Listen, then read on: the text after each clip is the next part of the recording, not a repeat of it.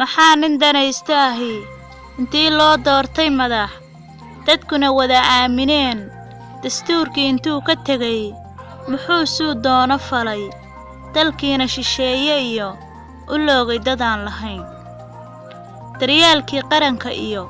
ha joogtee dawladnimo maxay dibindaabyo iyo intay dabi noo dhigeen bulshadu ay dalaq ku tiri dadkeennoo diif xun iyo darxumo baahi wildaran maxaa nin danaysta ahi intuu ugu duugay qalin khayraadka dalkeenna yaal shisheeyaha loo daldalay baddeenna dahabka iyo batroolku ku duugan yahay maxaa nin danaysta ahi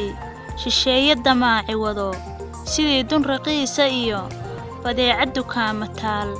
intuu saxiix ugu duugayoo dalkeenna u loogay cadow waxaa taa nooga daran dandamadii laga qabtiyo haraagay daba socdaan waxay weli doonayaan inaan soo dooranno dalluun ay naga ridaan waxaan dirayaa fariin dadkeennaan la hadlayaa dardaaran ayaan sidaa dadkaygow dhagaha fura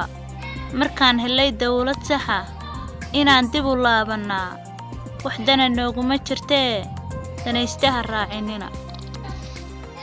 waa walaashin Shariif Hiil Qaran fadlan sii sheer garee